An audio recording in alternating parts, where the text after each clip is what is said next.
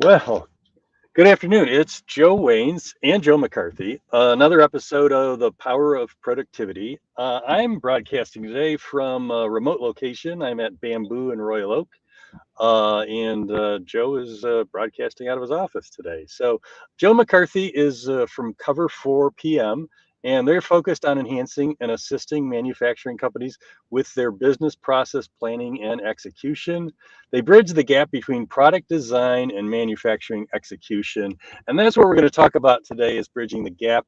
I was joking around this morning about the gap is the thing that you pay attention to when you're down at the subway. You don't want to step in the crack between the sidewalk and the train, and you certainly don't want to step in the crack when the train's not there. Our gap is sort of like that. It really is the gap that exists between core software systems or core systems and physical reality within a business. Now, Cover 4PM, they have a pre-built and configurable solution that focuses on the gap between product design systems, CAD, and shop floor execution systems, or ERP/MES. Turtleworks, we focus on custom solutions to bridge the gap between systems like quality and ERP or customer service and ERP, etc. So until Cover 4PM or Turtleworks gets involved, the gap is filled with band-aid solutions, which means spreadsheets, email, paper, phone calls, and probably a few other things. So, Joe, why don't you take a minute, introduce yourself, and we'll get into this conversation. Yeah, thanks so much, first of all, Joe, for having me. It's been a long time. I know we reconnected recently and actually worked with you on one of the first jobs that I had out of school. So I know we've known each other for probably longer than we want to lead on. So, no, it's a total honor to be here. I'm the co-founder and COO of Cover 4PM, as you mentioned. We're here based out of Novi, Michigan. And again, really excited to be here and talk a little bit more about power of productivity and bridging that gap that you mentioned.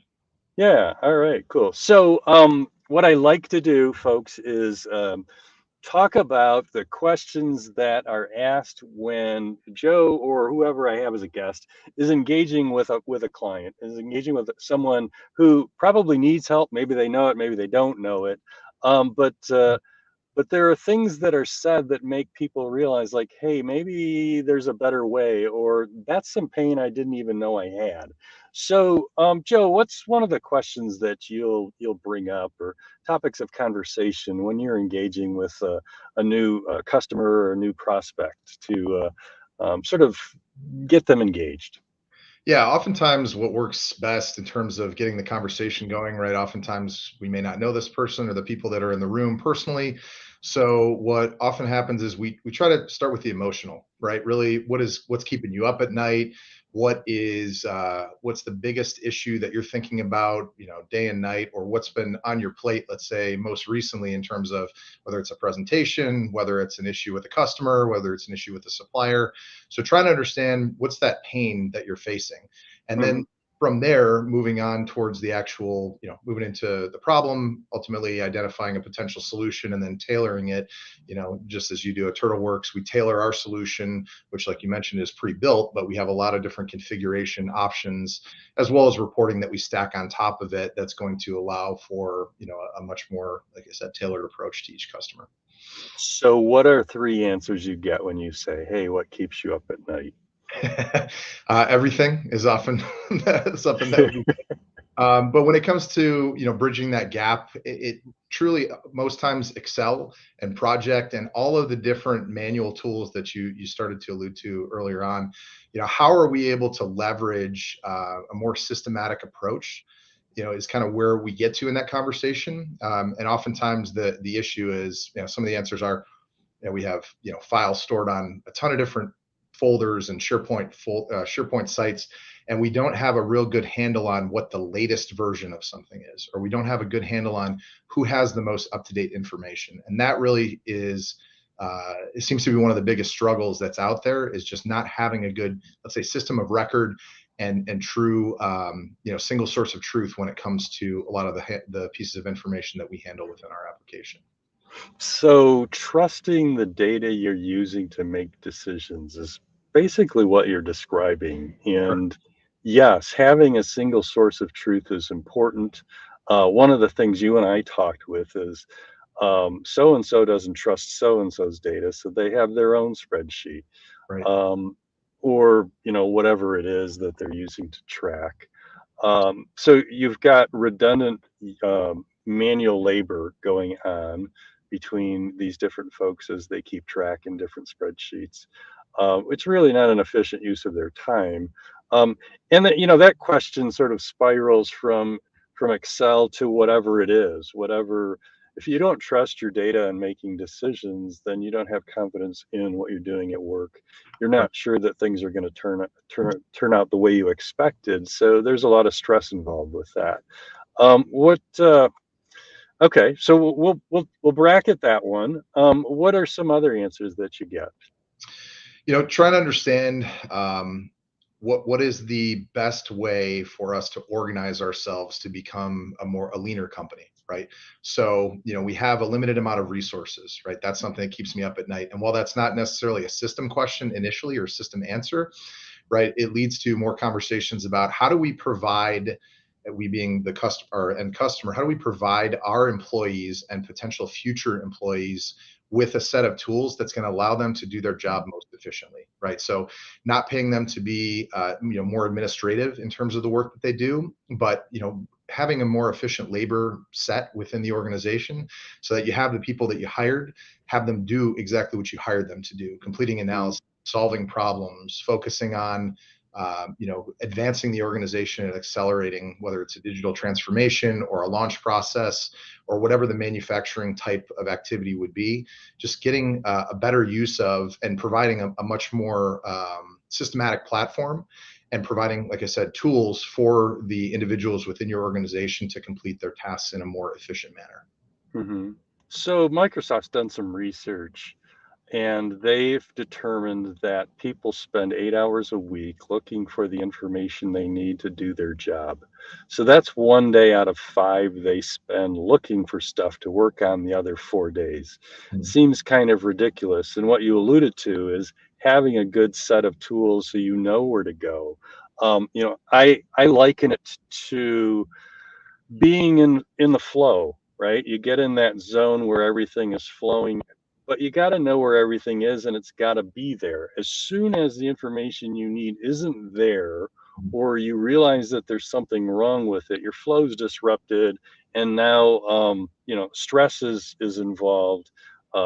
Time gets into the equation because you're wasting time now looking for something. You don't know how long it's going to take you to find that information. Right.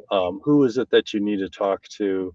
I see people get, as soon as they get disrupted, they're like, ah, and I mean, it's a real thing. I see it on a regular basis. Well, and Um, all the other distractions that are out there too, right? Think about it. I mean, the social media and your emails and phone and mhm, notifications and texts, right? There's so many distractions that are external and internal that are coming into play that when you add that on top of, like you said, having to search for the most up to date information, it can be pretty infuriating without it. mhm. Yeah, for sure. So, and some of that is self-induced. Like people have this need, even though they're dealing with, in the case of SharePoint, it has versioning that happens automatically in your documents. But Yep. people just don't know that, or they don't trust it, so they're creating this file with this date and this file. Just like they're making their own mess. Right. Um, so your systems have some way of keeping that one source of truth, which is important, Correct. for sure. Um, how? Well, let's get into where do you find people are thinking about the problem the wrong way? Like you're having a conversation with an executive or a manager, and they think they've got it figured out, and during the conversation you realize that they're thinking about the problem all wrong, and you have to expose uh, them to the fact that there is a better way and what they think is the right way isn't. Mhm. So what are some methods that we take to kind of gather that information from them, you're saying? Well, where do you discover that people have gone wrong? That they Oh, think gotcha. they've solved the problem, but they really haven't. Yeah, I think, and it's inadvertent in most cases. I think overcomplication becomes a big issue when it comes to whether it's technology or tools or even just data structures. I know that's getting a little bit into the technical weeds, but trying to keep things as simple as possible is usually the best method to go into initially, right? Try to get a quick win, whether that's Hmm. planning, instead of taking a, quote unquote, big bang approach to a problem or a set of problems, focusing in on something that's going to be very impactful within your organization is going to make and allow you to gather momentum while whether it's implementing a system, a new process, even a new form for gathering data. That's one of the biggest issues that we find is people try to, let's say, bite off more than they can chew all at once. And oftentimes that leads to, again, back to the frustration, back to less time for individuals to work on what they truly need to be working on. So that's where we try to break it down, at least when we meet with our prospects and when we talk with our current customers on implementations and even beyond in support. Say, okay, let's compartmentalize a little bit. Let's break it down into what are some more simpler issues that we can focus on and fix, and implement a quick and easy solution so that we do gather more momentum within the organizations to improve and to become more efficient. Hmm. I know it sounds like I beat up on Excel, um, but there is a place for Excel. I For sure. find Excel is a great prototyping tool Mhm. because people tend to over engineer solutions. Um, the cost to over engineer in Excel is much less than the cost to over engineer in C++. True. Um, so to sort of get a problem figured out in Excel and then move it into a system that's much more efficient. Um, what else did I want to talk about related to simplicity? I wanted to broach the topic of design and discovery, Mhm. um, because, you know, I've found it important. Other people I've interviewed have found it important. I know your team finds it important. So we have a discovery process that basically walks through and disrupts the people that think they've got the answer already. Like, I just know what I want, just do it. Mhm. Those people are usually a problem waiting to happen Mhm. because they don't have the patience to work through what is the simple solution. And the discovery process makes that happen. Got any thoughts on that? Experience. Any things you'd like to say about the importance of it? How do you Yeah, do it at Cover 4 p.m.? absolutely. I mean, and to be fair, those individuals, whenever you run into someone like that, they're focused on their day-to-day jobs, right? They don't have the luxury necessarily of being able to be more of an objective observer, right? Because they're in it, right? They're in it every Hmm. day. They're reporting. They're being requested. Yeah, they have requests coming their way from both sides, from their boss and from their teams. So, to be able to take a step back and look from a more strategic viewpoint of, what are the things within our process or processes that we can focus on improvement. And I think that's what we are afforded, yourself with TurtleWorks and myself with Cover Four, is to go into the uh, the initial meeting and the follow-on meetings with an open mind to say, okay, we have our own set of experiences, and whether it's developing software or working previously in the automotive world and in manufacturing, to be able to take a lot of those best practices and have them in the back of our head as we're asking questions, right? Doing a lot of really kind of doing, five whys, really digging down to the root cause and the root of the problem to understand. Hmm. Maybe it's something like you said that has just been it hasn't been something that's been brought to the surface. So finding the right way to utilize, for us specifically in talking with manufacturing companies, leverage the ability or leverage our experience to say, yes, I've been in your shoes in that situation. Here are some of the things that we've done before. Is that something that you're doing? Is that something that you've considered and maybe or have tried to do and it doesn't work? So just playing, like I said, a more objective observer. That's been the biggest strength for us, is to be able to walk in and say, look, we've, for the most part, we've been in your shoes or have had a similar situation and been able to say, let's take a step back, give us kind of the outline of what's going on and where you feel you're doing well, where you feel your strengths are, and where you feel that maybe there's something to improve upon. I mean, I would say almost everybody has something, whether they want to admit it or not, that they, could improve upon. And maybe it just hasn't been a priority because everybody is very busy and everybody has more work than they probably can finish in a week. Mm-hmm. Okay. Now your product has four modules: program management, bill of material management, engineering change management, and a manufacturing process management. Correct. And I think you find a lot of companies are doing that with Excel because they haven't come up with a better solution. Correct. I'd love to hear some horror stories about how people have abused Excel, if you have any handy.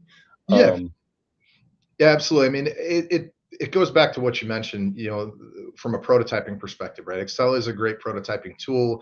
It's a nice kind of one-off handy, spreadsheet that you can use to do quick analyses. But from a repeatability standpoint, from an accountability standpoint, it's definitely not the best tool to have.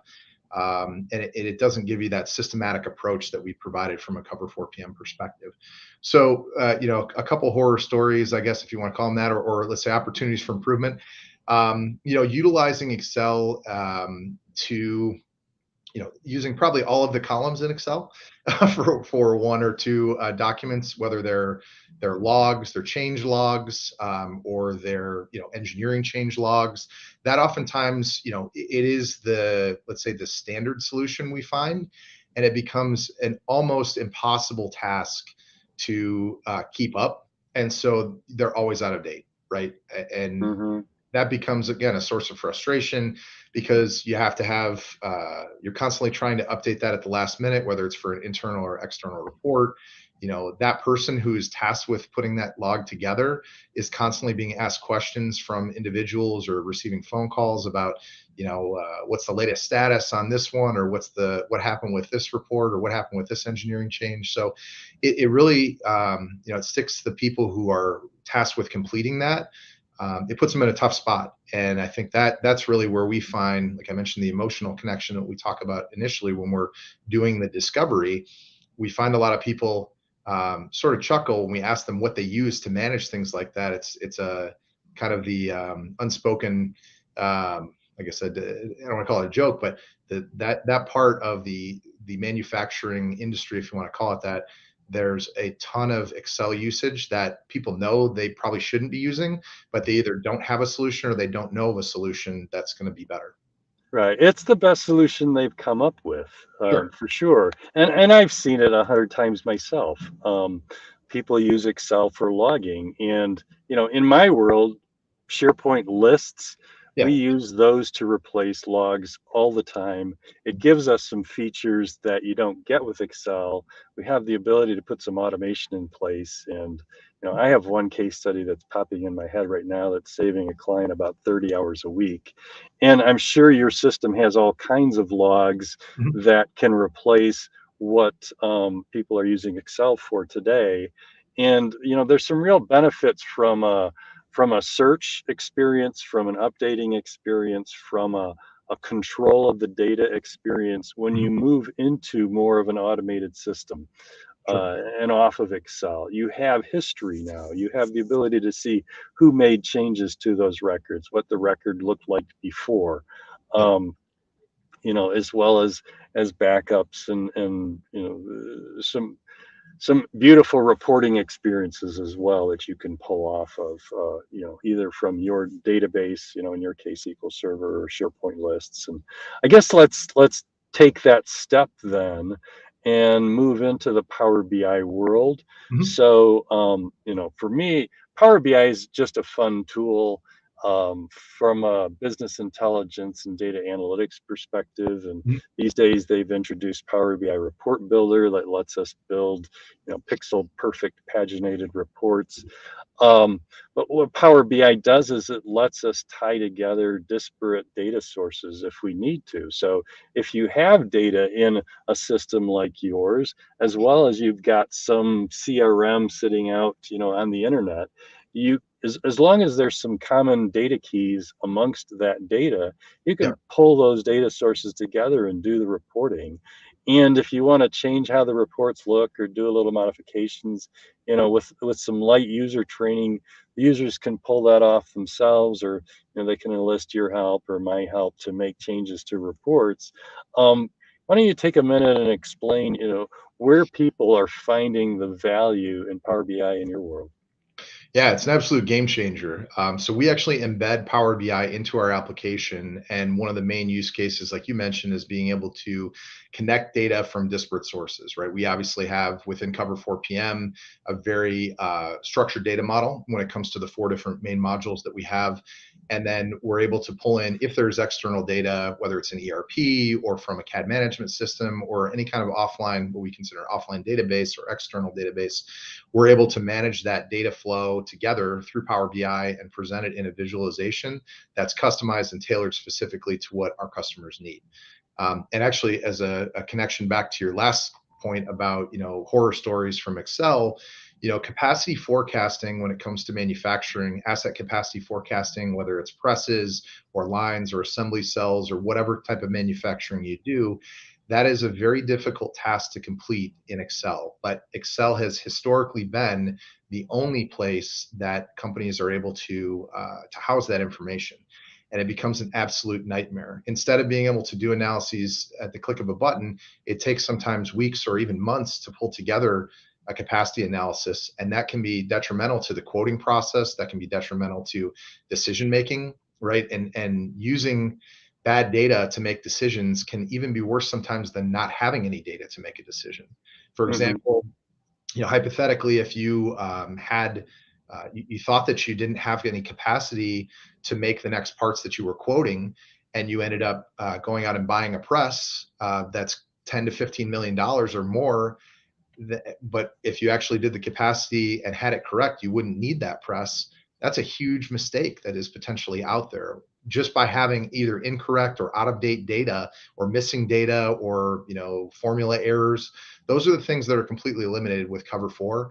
And on top of that, having the Power BI as really the top layer and having all of the bottom layers and the data structures and the data sources pulled together in a nice clean format, it allows you to make decisions in a much quicker time frame and more accurate decisions to save you money and to save you time in the long run. And those are again multi-million dollar potential mistakes that are out there.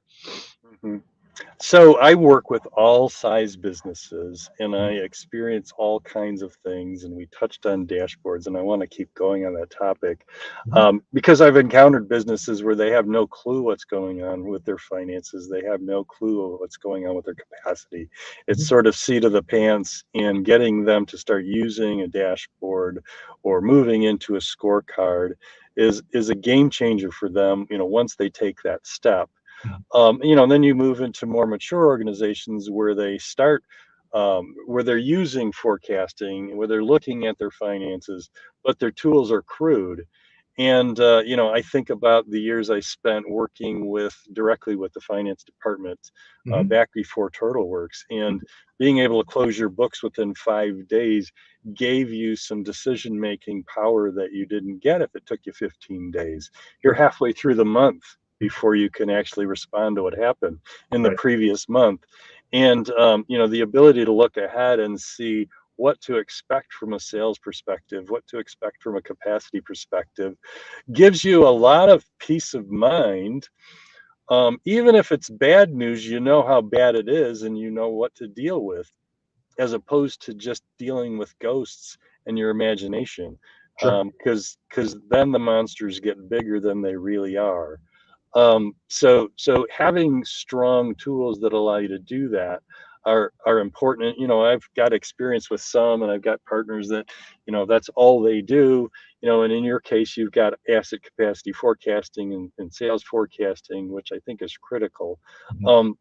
Just I want to put that out as important, folks. I want you to, take a minute and reflect on the idea that, do I have good forecasting tools? Do I have a good understanding of my finances, of my volumes, so I can make solid decisions based on fact, as opposed to, the things that are keeping you up at night, which is often your imagination.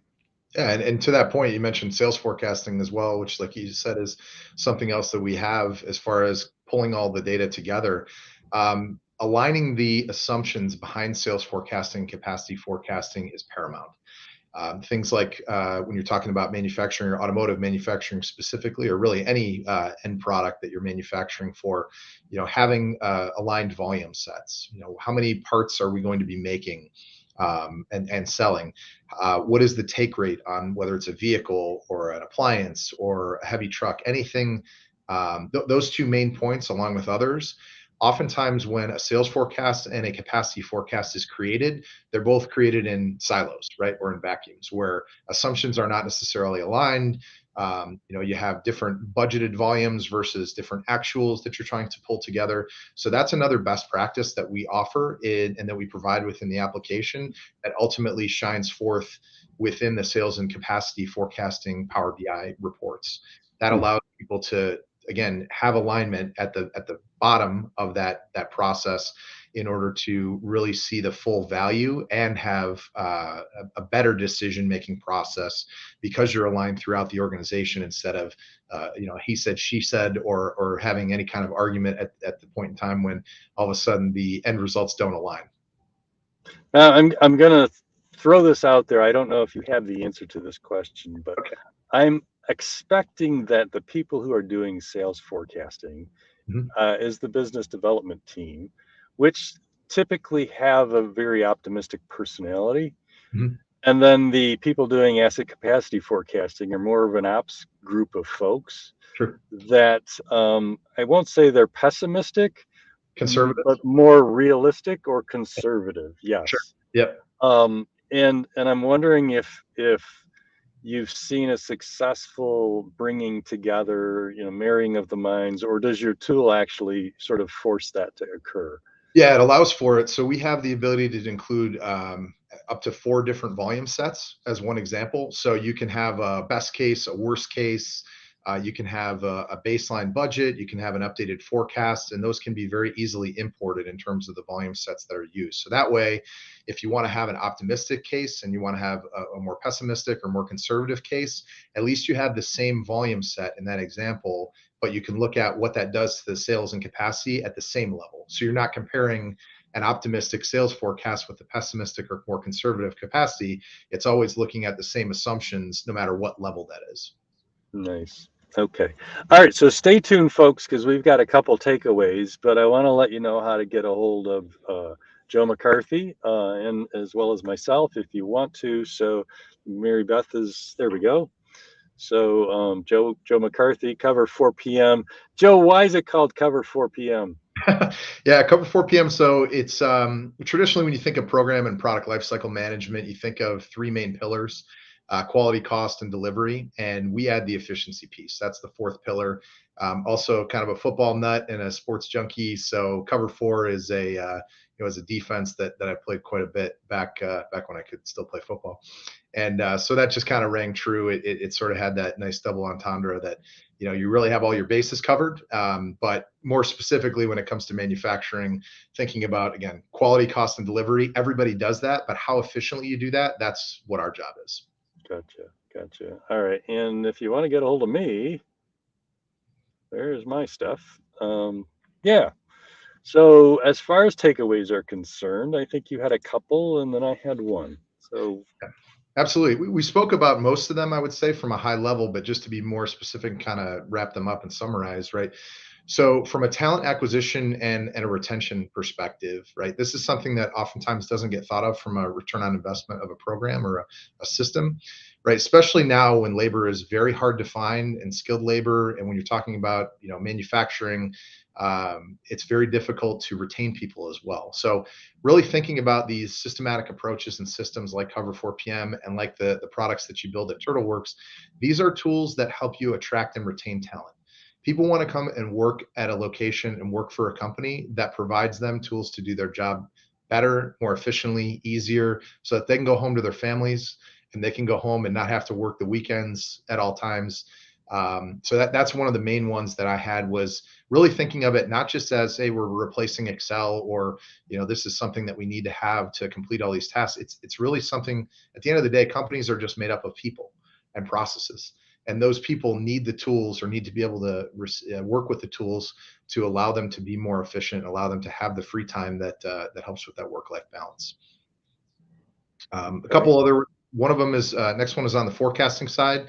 So we just finished that discussion, right? Talking about how you want to have your assumptions aligned between departments, right? Just makes for a much better decision-making process, makes for less questions when it comes to budgeting, when it comes to the most up-to-date, quote reviews, things like that. Having those assumptions aligned allows for a much smoother process that will ensure that going forward, you have a good baseline on which to base your business decisions, whether it's this year or 5 years or 10 years down the line. Do you have a process or at least like a couple bullets on how people can get those assumptions aligned?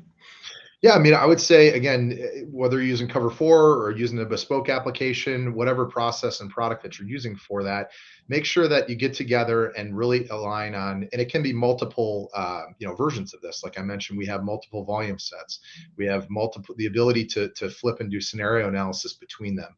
But make sure whoever, specifically for sales and capacity, make sure whoever is working on those or who's tasked with completing that have an agreement on the volume sets that you're going to use for whether it's a pessimistic or conservative case, optimistic case, budget case. Make sure that you have alignment and agreement upon that before you complete that analysis and before you start publishing reports and analyses, because that can lead to a lot of questions and a lot of disagreements that aren't always fun to have. Seems like a lot of wasted effort if the volumes in one team's forecast doesn't align with or isn't the same as Sure. the volumes used to forecast by the other team. You could, if you could spend 1632, however many hours it is, building all your forecasting based on volumes that don't match. Yeah, for sure. No. Okay, anything else? Yeah, and then on the dashboard side, right? I think this is right. It's a sexy new thing, right? Business intelligence and dashboarding, and now we're hearing a lot about AI and being able to integrate that within your applications and within your processes. Well, I would say back to the one of the points that we had at the beginning, simplicity is key. So when you're thinking about your business intelligence dashboards, make sure that you're focusing on what questions are you answering, right? When you're designing, whether you're on the design side from a reporting perspective, on the visualization side, or you're designing on the data modeling side, start simple and then build out from there. It comes back to being able to get quick wins, to be able to get buy-in from the organization, right? We've talked with organizations that, again, Power BI or whatever business intelligence tool, it is really fun to play with. I'll be totally upfront with that, right? That's the fun part of our job, is to be able to design the visualizations and be able to put the fancy, words and letters and pictures on there. But you can very easily overcomplicate that, and you can end up with 50, 100, 200, 500 different business intelligence reports that are scattered throughout the organization. And then you're in the same spot that you were beforehand when you were trying to take something maybe from Excel or something more offline and put it into something that's a little bit more, let's say, beautiful from a Power BI perspective. So Hmm. simplicity is key when you're thinking about both the data modeling side, right? Only bring in the data that you need to create that report to begin with. You can always add more. And same thing from a visualization standpoint. Keep it as simple as possible. You don't need to be the fanciest. You don't need to have all the bells and whistles. Get the data and the visualization that you need in there. Get people to agree that it's something that's valuable and that it's worthwhile, and then build from there. I agree. What I wanted to say earlier about simplicity is we don't need to solve all the problems at one time. Mhm. So, I hate to use the 80/20 rule, but it's there. And often 20% of what you're doing is where 80% of the time is spent. So work on addressing that 20%. A few years back, somebody said, Joe, you need to document the processes within your business. And I'm like, oh crap. And he's like, no, Joe, 20% of those processes and just document 20% of each process. Hmm. And it sounds like I'm doing a half-ass or less job, but what a game changer it was for me to do it that way. One, I never would have started if I needed to do it all, Hmm. um, you know, but it also had a real impact on TurtleWorks and our ability to get things done much simpler. So, employee onboarding, customer onboarding is now documented. And, they're not huge documents, but they seemed like they would have been until he said just 20%.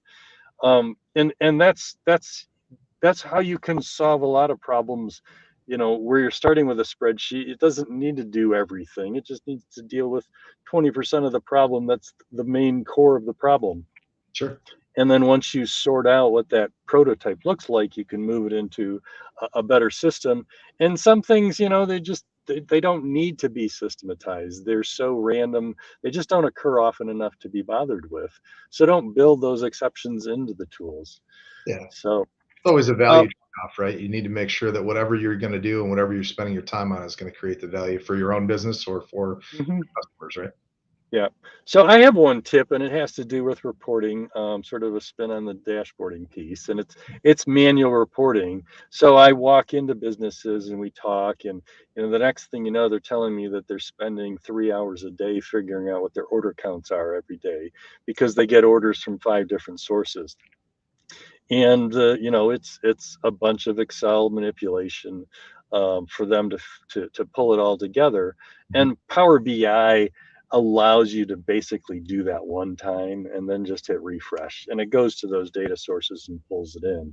Mhm. Um, and there's a place where keep doing it manually. I've had people say, hey, Power BI sounds really cool. What do you think about me using it for this? And I'm like, it's taking you 15 minutes once a month to build this report in Excel. Mhm.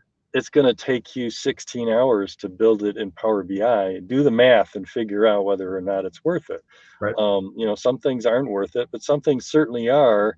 And sometimes we kind of suck it up and just keep enduring that pain of manually creating things, because we don't want to disrupt the flow. But sometimes, the opposite of what I said earlier, sometimes you have to disrupt the flow to act like an intelligent human being. So, Right. Exactly. Quick response.